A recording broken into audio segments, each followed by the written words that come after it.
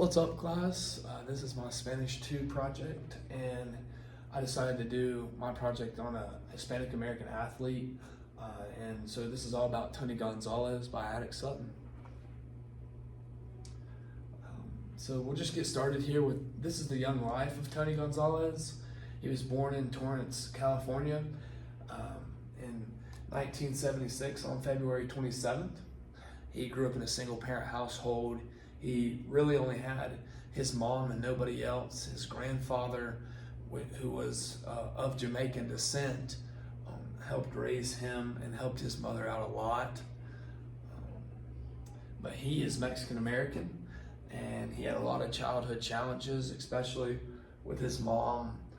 Obviously, being single, she had to work multiple jobs, and she had to provide for Tony and a lot of other things within his life.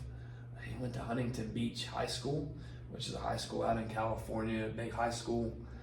There, he was a two-sport athlete. He excelled in both basketball and football, and was blessed to have the opportunity to go to the University of California. And so here's some pictures of Tony as a youngster. This is him whenever he was a young boy, and that's him playing basketball in college. And there's Tony all the way over there, him and his cousin standing in front of the Christmas tree. So yeah, that's a little bit about his young life to get us started. So obviously, as I mentioned, he's a dual sport athlete. It just happened that in college he was really good at both basketball and football, but really excelled in football, standing at like 6'7", 275 pounds. He was huge in college, and he was highly scouted out of college, so he was a big time deal coming out of there. He was picked as the 13th pick for the Kansas City Chiefs. He played for them from 1997 to 2008. He did a lot of good things for Kansas City, and he also did a lot of good things for the Atlanta Falcons whenever he was traded there. He was traded there in the summer of 2009, so he played from 2009 to 2013. That was probably the biggest highlight in Tony's career. He had a lot of great things happen to him there, but all throughout his career, he made 14 Pro Bowls, which is truly unheard of, and he broke many records from the tight end touchdown record to the tight end receiving record. So he did a lot of amazing things inside of football, but we're going to get talking about here in a minute is just all the things that he did outside of football. And he was always highly viewed by his peers. You never really hear a lot of negative things on Tony from his teammates, from his coaches, from even opposing players. So he was just a really good guy in general. Here's a couple pictures of him along the bottom of him just playing the sport that he loves. This is just a little bit, and just like the main factor of the presentation, but this is the influence that Tony Gonzalez had on the Hispanic community. And as I had mentioned, he never forgets where he came from, and he holds conferences now for young Hispanic athletes. He supports a lot of charities that advocate for healthy lifestyles and things like that. Obviously, you can tell he's a pretty healthy guy, especially by the way he's just been able to maintain his physique even after football.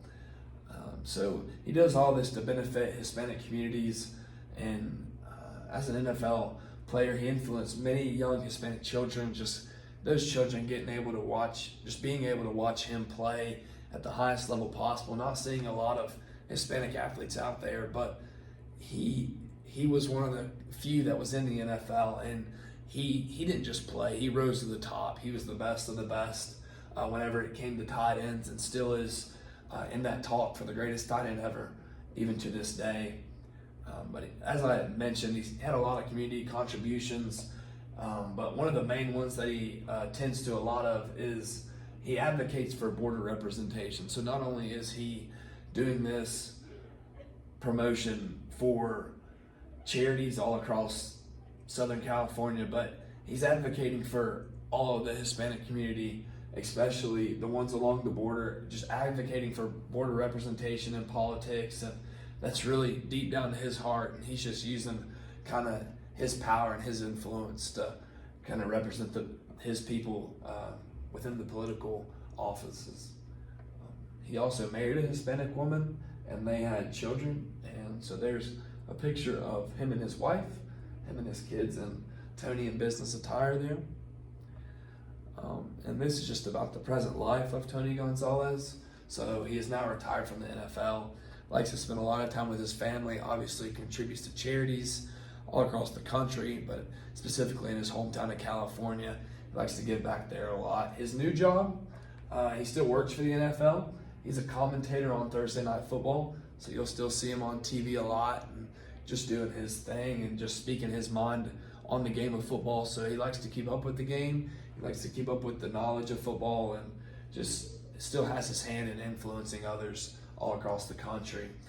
He's proud of his accomplishments, but obviously you can see from what a great guy he is that he's never forgotten where he's come from.